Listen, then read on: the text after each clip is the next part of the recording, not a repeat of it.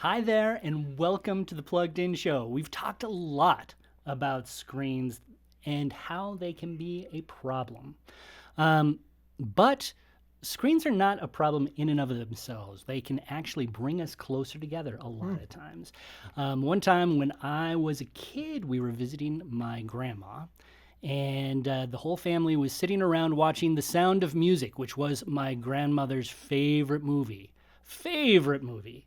And her room And was it's like 4 hours long. it's too. like it felt like 4 hours. And but just riddled with content. So, all that singing. all that Every time singing, something happens, right. they start singing. right. all that spinning through the mountains. Anyway, we were watching The Sound of Music, and the room that we had was kind of small, and their TV was pretty small too. You know, it was back in the old days before these, 80-inch screen TVs. A nice black and white cathode ray TV. And we were watching it on TV where there were commercials. Well, that's why it takes 4 hours to get through. Exactly. So what we would end up doing is we would switch chairs every single commercial break.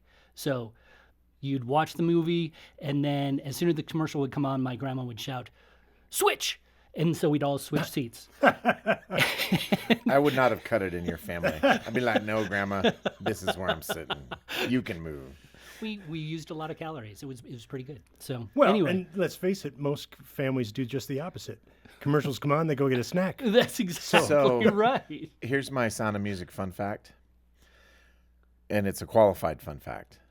I don't think I have ever seen The Sound of Music in one sitting. What? I know that I have seen the whole movie. I don't know that I have ever watched it end to end in one go because it's so long. Well, it is a long movie. And It's it was also often on pretty- TV. And it was often You on know? TV, right? We sort of There's- hijacked your introduction. Yeah, my though, didn't whole we? my whole introduction is gone. But that And is now, just back to our Back to what we introduction. were talking about. no, this is Good to be here, Paul. but I think it actually sort of proves the point, right? When we're talking about entertainment, it can bring us together. And it brought us together that evening because it's still one of my family's favorite stories. Whenever we talk about that's my great. grandma who is passed, that is one of the stories that always comes up. The switch, moving chairs, it was great. So obviously that didn't have a lot of deep, meaningful conversation attached to it. But when we're talking about movies, they can inspire some great conversation, right?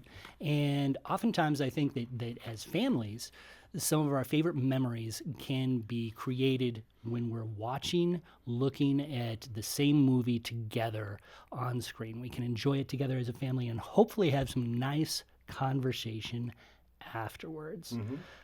How do we go about doing that? How can we create a space where movies become a conduit for connection as opposed for a conduit for distraction? Woo! We Boy, preach. are going to be talking about Should have that. been a Baptist minister, my friend, with rhymes like that.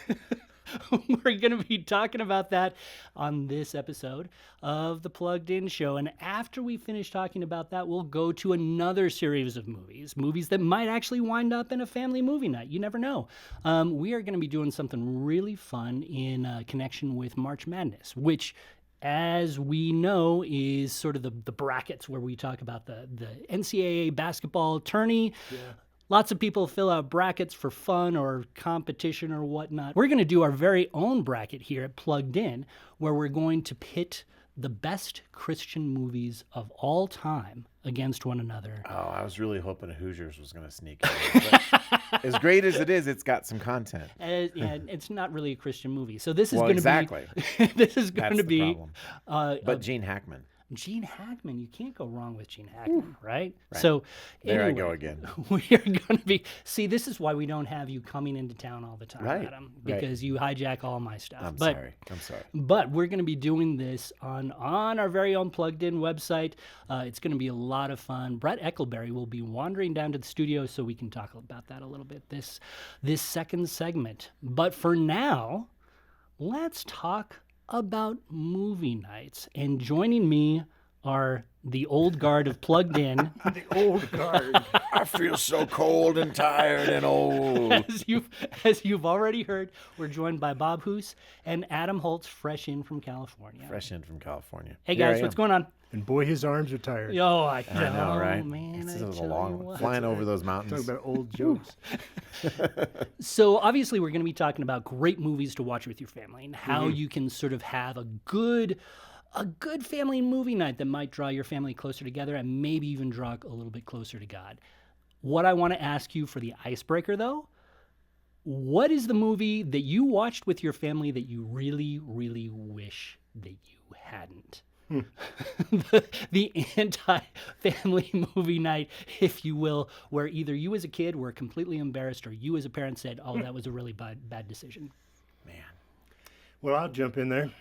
It was back in the day when you had to go to an actual store to rent videos, and A moment of silence for Blockbuster. that's right. And I picked up The Thing because I hadn't seen it. I'd heard about it, but I'd never seen it, and so I was watching it by myself because I knew there was probably some issues. And there are. And and my eldest daughter snuck down the stairs because she heard me watching something and she thought, oh, that's probably fun. And she came down and watched a little bit and then quickly snuck back upstairs.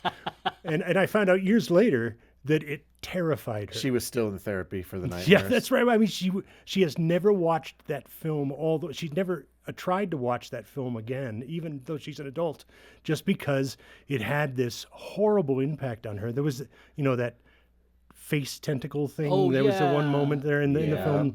Anyway, and she happened to come down at that point, and wish people she always hadn't done walk that. in at the very worst times Yeah, for those yeah. movies. I don't know what it is. So yeah, I introduced something terrible to my daughter, and without even knowing it. Adam? So, I don't have a straight up answer to your question. Oh, wow. That's unusual. I have like multiple parallel answers. When I was like 6, my dad took me to a horror movie. When you were 6. I was 6 or 7. It was mid 70s, called Spawn of the Slithus, which is really hard to say. Like if you have a lisping problem, Spawn of the Slithus is hard to get out.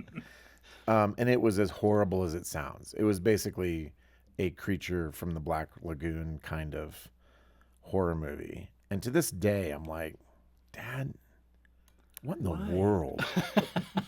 This feels like a lapse. Okay, so now that Dad's under the bus, I've told this story before, but I think it fits your category.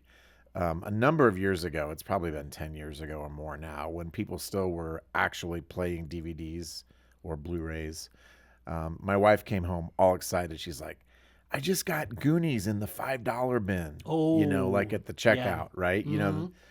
You're just waiting there, and so they put something there that you want to buy. And my wife's usually very disciplined, but that day not so much. We all have our moments. And I said, dear, we can try. And my kids were a lot younger. They were all probably preteen at that point. And I said, I guarantee you this is worse than you remember. Oh, boy, howdy, is it worse. Like the first 5 minutes is just nothing but this fusillade of profanity, right? And we lasted about 5 minutes. And I'm like, well, I'm sure Goonies was as good as we remember, but not for young children if you care about the words that they're hearing. Yeah.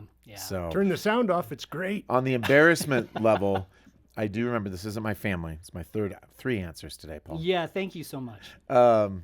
I don't want the short to be short. That would be horrible I don't for think that's ever been a problem, our actually. poor editors, right?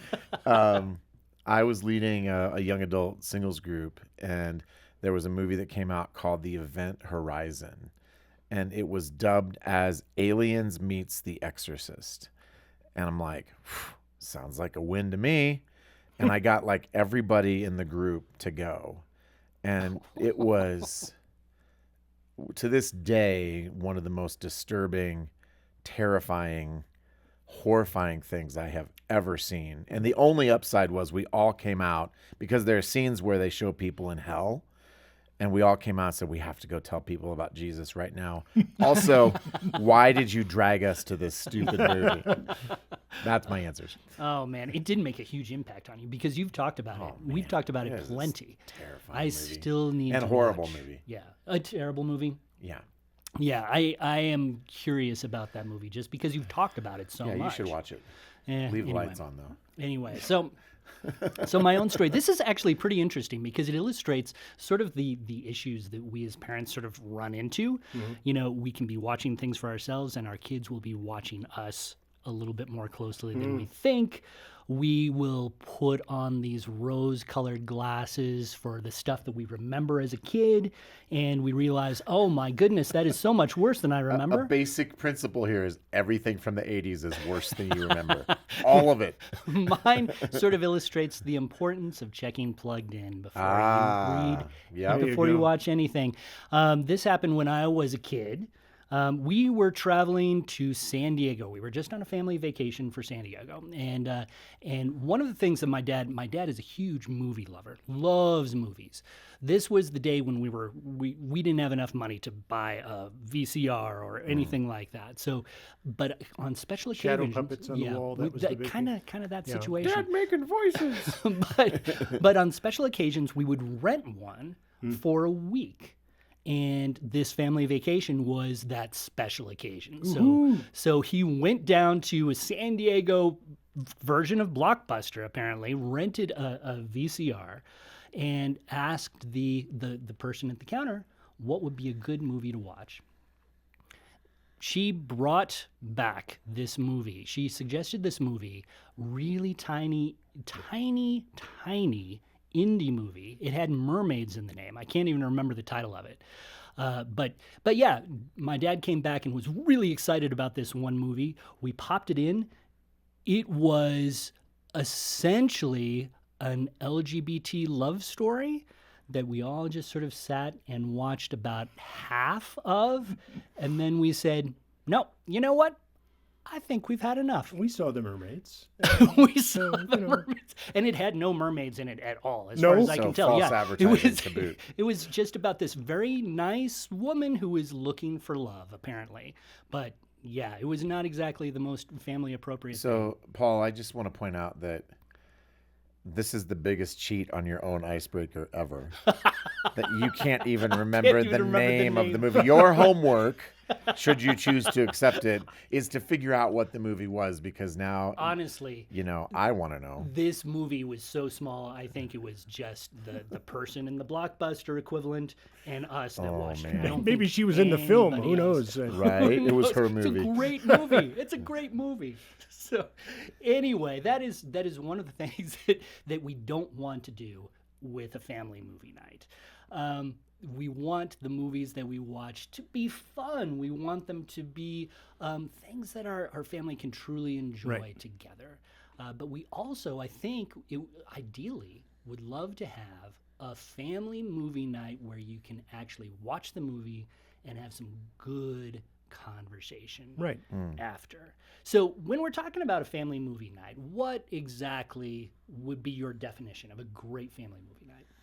Well, I think in plugged in terms, a family movie night is when we watch a movie together as a family with the intent of having a conversation about it afterwards. It's Yeah. not At least mom and dad, the At least- parents have. yeah, their exactly. intent. And you know, if you have kids and you try to do anything intentional, they're gonna roll their eyes. Can't we just watch the movie? And we'll maybe talk about that a little bit later, because I think there are some barriers here to Yeah, absolutely. pulling this off. But I think at the most basic level, it's we're going to watch a movie, but we're going to switch from passive consumption mindset to active engagement mindset. And I think that is the difference, is we're not just going to veg out because we deserve to turn our minds off, but we're going to actively engage with the story, and we're going to encourage our kids to do that so that we can have a conversation afterward. It's the next step from discernment. Yeah. You know, we as parents need to go in looking at the entertainment that we as a family are consuming with this discerning eye. Is there going to be content? Is there going to be issues? Are there going to be problems? And the next step is, how do I use this to actually help my family? That's a great, great thought. Now, one of the things that you mentioned, Adam, that I wanted to circle back to, it doesn't sound like you do family movie nights as sort of like an ambush.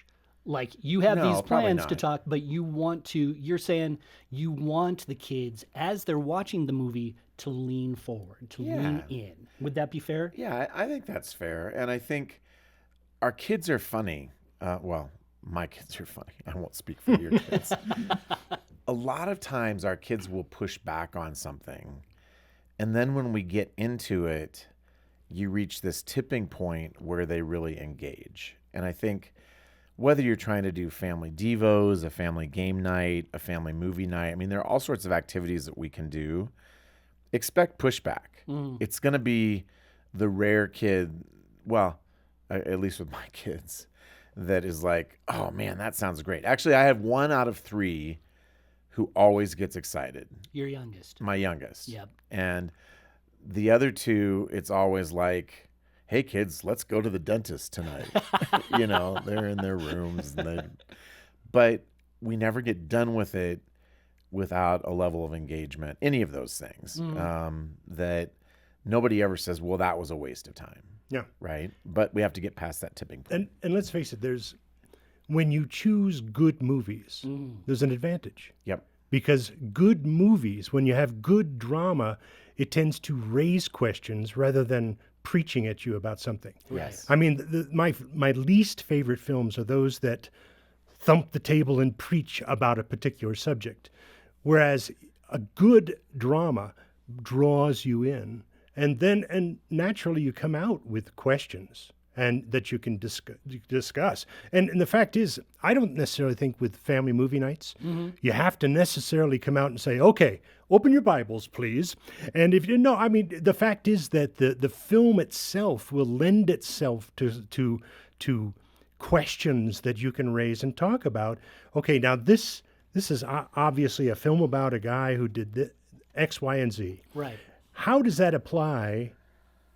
How would that apply if you were in that situation or anything like that? I mean, just natural questions where you see a really good story and you think, well, what made him choose to do that? What do you think? And then you can connect that to something scriptural if you want, something biblical. You can at least come up with biblical connection points in terms of an idea, a concept. Yeah.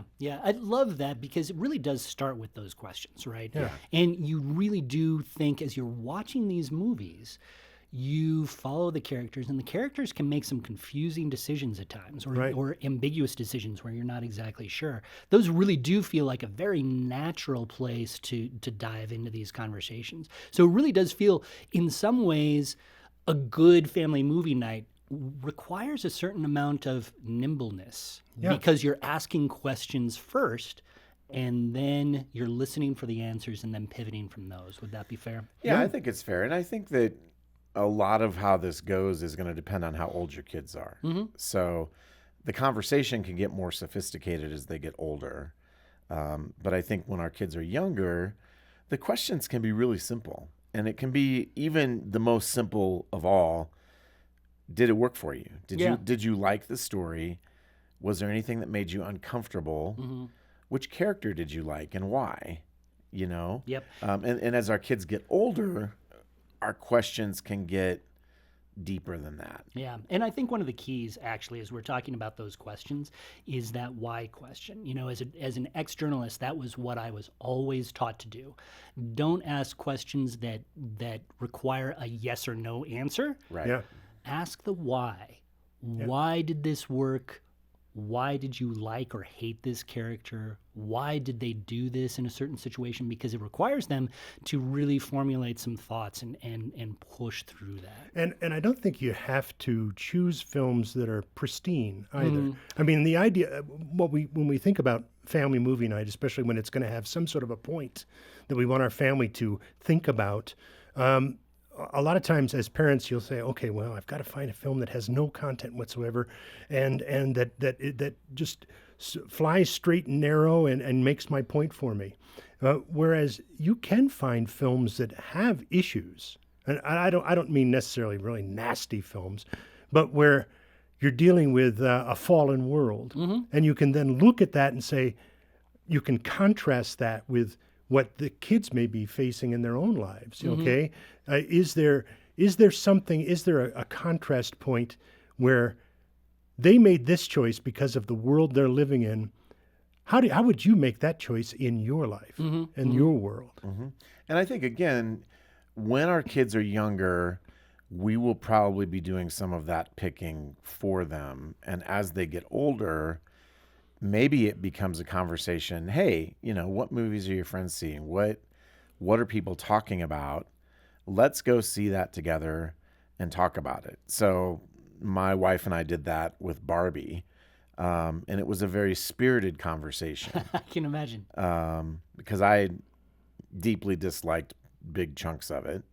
And my wife really connected with it. And so even we weren't on the same page. And it was interesting, I think, for my kids to see us grapple with that and deep questions about identity, about what it means to be male, what it means to be female. And it was a great conversation. Yes. And it was one that at points frustrated me because I think as parents, sometimes we realize I just want my kid to agree with me. And oftentimes they don't, right? They have their own perspectives. And so it's very vexing. But there is, this is maybe a deeper layer, but how do we have a conversation when we disagree about something that is still respectful? And I think that's kind of a lost art in our culture right now too. Right. That's a really interesting point, because I do think that sometimes the most energetic and most fruitful conversations can be when you have very starkly different views of movies. Especially in this day and age in our society. Yep. Right. Because it has very stark opinions. It's really interesting because the three of us in this room, we have argued about movies plenty over the years. And you're still wrong. I am always right. But I think that those are really fruitful because they allow us, in a way, we can still have our own opinions, right? But it allows us to see sort of that other side of the equation. And especially when you're talking with your kids, you can get insight through these conversations that you wouldn't necessarily get with a lot of other things. And that's why I think it's important to let the conversation evolve. There's probably a balance between how much you think about it ahead of time and how much you just let it happen. Yeah. And different parents are going to have different personalities, but you don't want your kids feeling like I have to give mom and dad the Sunday school answer or they're going to be upset with me. Right. Because you're not having a conversation, right? It's something else. Right. It's a propaganda, experience. And when you're having a conversation, even if it's a clashing conversation, you recognize the fact that is fertile ground to plant seeds. I mean, they may not agree. That's fine. They can have their opinions, especially in this day and age. Let's face it, young people are preached at by the social media that they watch and the influencers they listen to. And so they may have this really strong opinion about something, and that's all right. But in that give and take, you can plant seeds where you're essentially saying, have you thought about this? Right, right. And that, I think, circling back to something that you said earlier, you don't necessarily have to have a Bible where you're preaching. But I do think when you're planting those seeds, having an awareness of what the Bible says about certain issues, that can really help further the conversation. Well, you're doing your homework. Exactly. Because you can say where the movie coincides or parallels what the Bible teaches. Yeah. You can talk about times when the movie is contrasting with what the Bible teaches. And those are both really important conversations to have. Well, and that compare and contrast conversation is hugely important because I think you can ask the question, where does this line up? Where does this story, these characters' choices line up with what we hold to be true as Christians, and where does it deviate? And I think another question that is important to help our kids learn to ask is, how is this story working on you emotionally? We live in an incredibly emotional and emotionally driven culture. And I think being an oldster, so much of the argumentation that I even see in culture is not particularly logical. It's all driven by experience and emotion. And just helping our kids really identify that. And there are good movies. I've mentioned this one before, but if you are on the fence about euthanasia and you watch $1 Million Baby without a discerning filter on, that movie will influence you emotionally to potentially embrace, an ethical position. And there's tons of examples like that, right? Yeah. And I think that then when we're considering the art of movie making, right, these are emotionally triggering pieces of art, right? Yeah. They're Exactly. supposed By to. Design. Exactly. And If there's they're nothing good. there's Yeah. nothing If they're wrong good. with feeling that tug to your heartstrings. But I do think it is important to be aware that there is a tug, and you need to have your logic in play too. As we sort of wind this conversation down, we had talked a little bit about the barriers to kind of these movie nights. Let's talk through those a little bit, because I can imagine, and I'll confess, I might be one of those parents where you think about actually sitting down and having a conversation that does feel very hokey in a way, potentially. Right. So tell us a little bit about how we can sort of lower those barriers. Well, I think let's start with Isaac Newton. Why not? Let's do. I We think always we need do. a physics lesson right here. But it's a principle that applies to a lot of things in life, and that's objects at rest tend to stay at rest, and objects in motion tend to stay in motion, right? And I think the biggest barrier to doing anything intentionally with regard to media, whether it's a family movie night, whether it's making changes to our screen time habits, is just getting off the couch. Mm-hmm. That first movement into intentionality. Hey, instead of just being couch potatoes, we're actually going to do something with this. And I think that's the biggest barrier. And once you're moving, and once hopefully, if you have a spouse, if you're on the same page, and probably it's important to get on the same page if you're doing this with a spouse.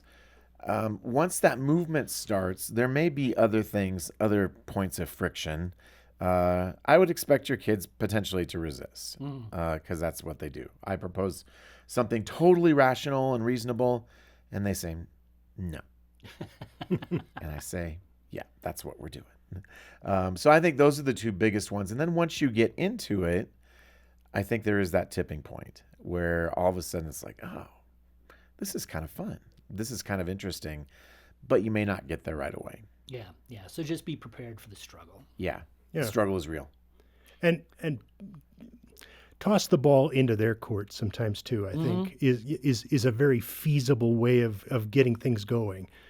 Asking them to talk about the things that they liked about it. Yeah. Period. I mean, start there and let them voice their opinion. I mean, because you're not preaching to them about anything. You're just asking them a question. And once they start to talk, it's like Adam was saying, you get things moving. You get them moving rather than saying, okay, now we're all going to sit around and we want you to think about biblical things.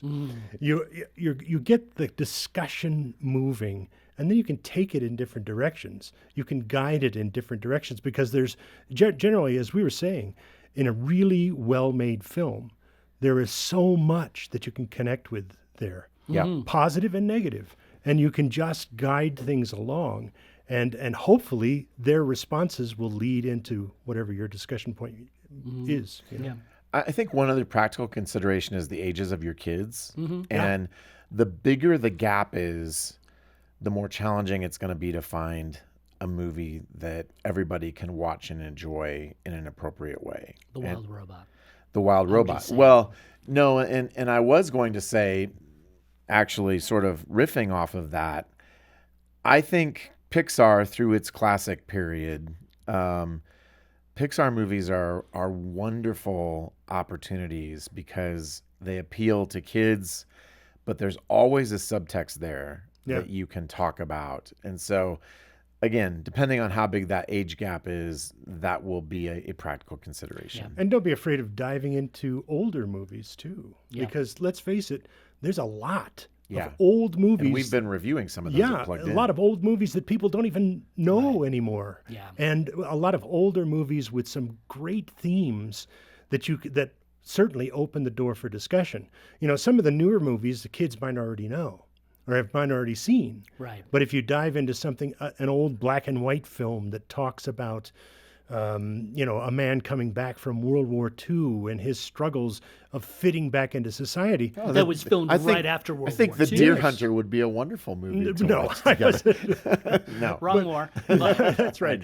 But I mean, there are a number of films that you can choose from that might be actually kind of surprising for your kids. Yeah. Something that they're not expecting. Yeah. But still raise questions that are pertinent today. Yeah, absolutely. Thank you guys so much for this really interesting conversation. This is sort of a passion, I think, of all of us, where because we do love movies. We don't love all movies, but we appreciate the art of movie making. And because we see movies that make us ask questions, man, why not bring that into the family? Yep. I think I would encourage everybody listening to think about doing a family movie night because they can be super interesting, super fun. Thanks, guys. You bet. Thanks, Paul. More power, man! More power! I'm giving her all she's got, Captain! It's not enough. Those entertainment problems are coming at us at warp 7 and gaining. When will the hyperdrive be fixed? Still in the shop. They're waiting for a part. Figures. Lieutenant, I'm afraid we're going to have to turn the ship around and face these problematic issues head on. But, Captain, they're huge issues. The violence, the sensuality, those naughty, naughty words. I know. But we've got a secret weapon that should take care of them. A secret weapon? You don't mean... Yes, that's right. Becoming a screen-savvy family by the Plugged-In team. I had no idea we had that weapon in our cargo hold. That's because it was secret, but no longer. Yes, once we open this book and vanquish our entertainment enemies, the whole galaxy will know what an invaluable resource becoming a screen-savvy family is. Oh, if only it were available for civilians. It can be. No! Yes! All they have to do is send a gift of any amount to Plugged In, and that fine organization will send them their very own copy at practically the speed of light. A gift of any amount? Does Plugged In take galactic credits, Captain? Of course! And old-fashioned dollars, too. They should just go to this episode's show notes and find out how. Oh, that's such a relief. I feel more prepared to face those nasty entertainment problems already. I do, too. With becoming a screen-savvy family, they won't be any trouble at all. So, Brett. Hey, Paul. This is one of my very favorite times of year. Mine too. Yeah. And you know why? March Madness. March Madness. This is a time when there's just wall-to-wall basketball on Yeah, TV. it's awesome. First and second rounds, that's actually my favorite time because Yep. there's just so There's so much. You have all the teams, the lower seeds playing the higher seeds, the upsets. It's great. Yeah, absolutely. Now, my bracket is always ruined by the time the second round comes around. Yeah, that's most of us. I feel So... like. As a consolation, you had a great idea that I'm really excited about because I have nothing to do with the bracket at all. We are talking about, what is it called? We're calling it Christian Movie Madness. Yes. Yes. And it's a bracket of 64. We found 64 Christian films that we're pitting against each other to determine the best Christian movie of all time. And we want our audience to vote on it. Right. We have nothing to do with it. Yeah, we're Plugged In team. We will abstain from voting. We want our audience. We want people to get into it, hopefully have a little fun with it. Vote for the movies that they love. Yeah. There's nothing that says Christian movies like a little good old-fashioned competition. That's right. Between them. Sure. Right. Friendly competition. That's what this is all about. So how did we select the 64 movies that are a part of this bracket? Great question, Paul. So we went to Box Office Mojo, and they have a list actually for Christian movies. So we looked at that list, and primarily how we seeded the bracket was what movies have made the most money, adjusted for inflation. Right. So that gave us kind of a nice, clean way to seed out the bracket and start putting some of these matchups together. What are the higher movies? Passion of the Christ, Lion, the Witch, and the Wardrobe, versus what are maybe some of the lower movies that maybe some of our listeners haven't even seen before or heard about. Oh yeah, there's some movies that I was unfamiliar with, honestly, on Me this too. list. And there was one major exception that we gave a number one seed just because Yes. it didn't necessarily show up in Box Office Mojo's Yes. top list of Christian films, but we had to include it, right? Exactly. So that was the 1979 Jesus film, right? We couldn't find any financial information Right. on this, but I think it's Campus Crusade for Christ. Mm-hmm. They say that the film has been viewed by over 5 billion people. That's a lot of people. That's a lot of people, and we felt it was deserving of the top spot. Yeah, in that case. feels like that would have done some good box office. Those numbers are right. If those 5 billion Goodness. people were paying the ticket price for it, it would have made a lot of money, but they're not. It's an evangelization tool, and it's reached a lot of people. So we thought it deserved a Yeah. number one seed. Yeah, absolutely. And the thing that I love about adjusting for inflation is we have some all-time classics We that do. are part of the bracket. I love that. Ben-Hur, one of my Ben-Hur, favorite movies. 1959. Yes, the Ten Commandments, Mm-hmm. The Robe. Yeah, a lot of classics on here. So it was good to adjust for inflation, just to kind of get those classics in with maybe some of the more modern fare that Yeah. we've seen recently. Yeah, yeah. And, So- and I will say too, we only went to the end of 2024. Right. So we didn't do any 2025 movies. So The Unbreakable Boy, The Last Supper, all those movies Right. that were just released. right. So for our listeners, if you're looking at the list, if you're looking at the bracket and you're like, hey, where is this? That's probably the reason. Yeah. Up to 2024. Yeah. These are the Christian movies. I should also mention that because we were just using Box Office Mojo to make this bracket, Yep. not all the movies will necessarily be as theologically accurate as we might Sure. hope they would be. Sure. Box Office Mojo's Yes. idea of theologically rigid. Sure.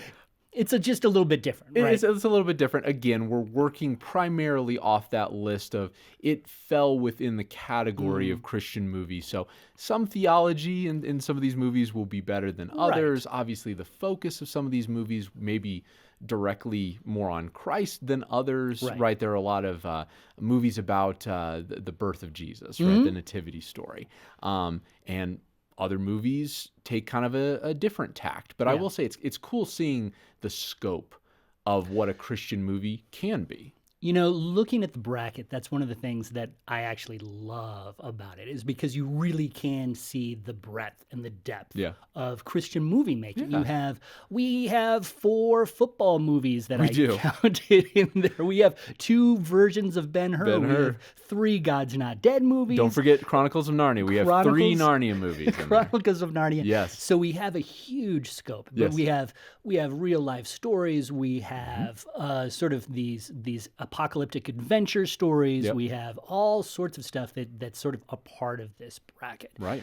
Do you have, just looking at the bracket, do you have a feeling on what might actually take the big prize? The big prize? Man, I will be really interested to see, kind of like we talked about, the classics versus the more modern movies. Yeah. Right? Both offer great stuff. Right. So I wouldn't say it's like recency bias or anything like that. There are some great movies on this list.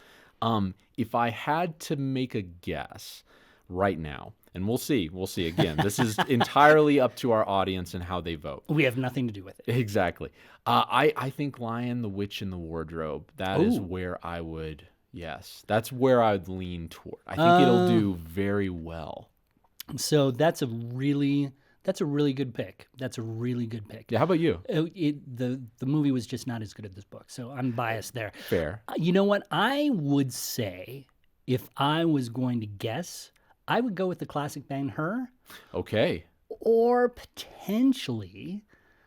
Oh man, there's been so many good popular Christian movies lately. I would think I Can Only Imagine might have a shot of getting something. Yep. I could see a Kendrick's Brothers sneaking in. Kendrick's Brothers movies are very well represented. I was going to say, in terms of maybe an upset, Right. or maybe one of the lower seeds making a run, I think, so we've broken out our brackets just like March Madness. 4 brackets.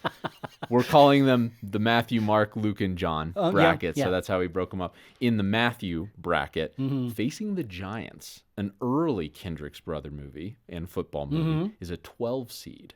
and it's going up against the Shack in the first round. Oh, and I think that looking does at feel that, like an upset special. looking right at that, and I think it might have some legs. It might be able to go a little bit deeper into the bracket as well. yeah, that's pretty interesting. So the early round matchup that I'm really looking forward to, honestly, to see what our readers, our viewers like. It's the matchup between another Kendrick's Brothers movie, Courageous, versus the pirates who don't do anything. VeggieTales. I'm very curious to see whether VeggieTales. We have 2 VeggieTales movies on here, right? We do. Pirates Who Don't Do Anything, and then we have Jonah, a VeggieTales movie, on the other side of the bracket. So we could have a VeggieTales final, potentially. Potentially, we could. We generally tried to split up all of these movies from. So if we had 3 Narnia movies, we tried to put them in 3 separate brackets and everything. So yeah, we could have a VeggieTales final. So we'll see. Who knows? So if people are interested in playing, how do they go about doing that? Yeah, it's really easy. Go to pluggedin.com/Christian Movie Madness. That will take you there. It'll take you to the homepage for this event. The brackets are all there, laid out for you, and there's links to vote. So it's all there. People could bookmark that page. I would recommend that, because as people vote, we're going to be going through this process. It'll be 4 or 5 days for each round voting. And whoever wins, whatever movies win, we'll move those on and create new matchups for the next round. So we definitely want to be involved throughout the process. Vote for your favorite all the way through. Yeah. It's not like your typical bracket that you might be filling out in your office where you just fill the whole thing out and then send it in. Yep. Because you are the ones who are actually quote unquote playing. Exactly. You are representing these movies, so you do it round by round. Yes. So, help us find out what's the greatest Christian movie of all time. Dun, dun, dun. As of 2024. And then we'll have another 64 movies we can choose from in 2035. Oh, sure. Easy. Right? Easy. Thanks so much, Brett. Yeah, thanks, Paul. Now it is time for one of my favorite segments of each and every podcast, the game. And this time we are going to be doing... The time where everybody shuts off their whatever device they're using and says, okay, I'm gone. No. They tune in for this. They fast forward through most of the podcast. People just love so the game. They love the game. Don't be that guy, Bob. Man, Come on. I tell you, Bob. I'm ready. All right. Now that we've put you in your place. That's right. So now we are going to do Name That Movie. And this time, because we just finished talking about the bracket game that we have going, we are going to be talking Name That Movie, the Christian Movie Edition. You need to come up with a Christian movie. Let us know with a little tagline what it is, and we will try to guess the movie. Okay. I'll go first. All right, you go first. I'm volunteering. Because you... I hope you don't take mine. No, I won't. You won't even be thinking about this one. Okay? You might be surprised. A man gets a special message and realizes that this choice can change the world. 10 Commandments? I'm not done yet. Okay. Sorry. All he needs to do is get a saw and a hammer. A saw and a hammer. Noah. Yes! Excellent. Very good. 10 Commandments was a good guess, though, too. I thought so, too. Yeah. Thank you for your affirmation. Yeah, I was going there. Saw and a hammer. Honestly, I was thinking, I just didn't know, but it makes perfect sense now. I didn't know. He had to actually cut the wood. Wow. All right. So much fun. What do you have? Are you ready? I'm ready, Adam. In a world with movies about Jesus, how do you make one stand out from the rest? Well, what if Mad Max directed it? Passion of the Christ. That's it. There you go. Mad Max. Man, I feel really insecure now. You both brought such gravitas That's right. to this game. Is that what we're going to call it? I just did. I just like saying, in a world. All right. A makeshift detective. I can't do that.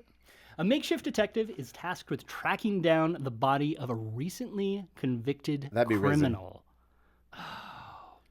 See, I interrupted both of Man. you. I'm an equal opportunity abuser. That's Adam, right. What's this the is, rest this of is it? the last time you're coming to this podcast in person. You should be careful what you hope for. What he finds is totally unexpected. It is. Was the final bit Okay. of my tagline. I just, But you got it. There you go. I You like, got it. You got I mean, let's be honest. Does anything eclipse the joy of being right? The older I get, not much. So I got to ask, Adam, before we close down this podcast, how many Christian movies have you seen? Most of them.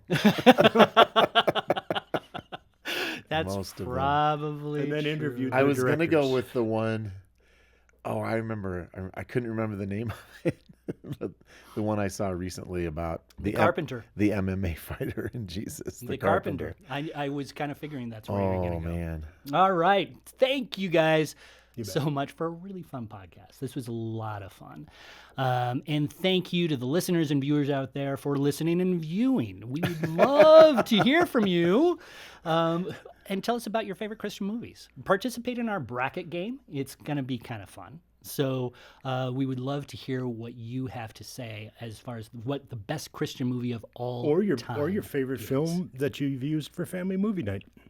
Tell us about that. You can't Yeah. fill it in with the bracket necessarily, but we would love to hear about your own family movie night experiences. And I'm sure that as time goes on, we may be giving some movies that would work really well for a family movie night, and maybe we might even mention that in the review itself. So be And sure there's to a check nice in. little blog about that you can find at pluggedin.com. Yeah.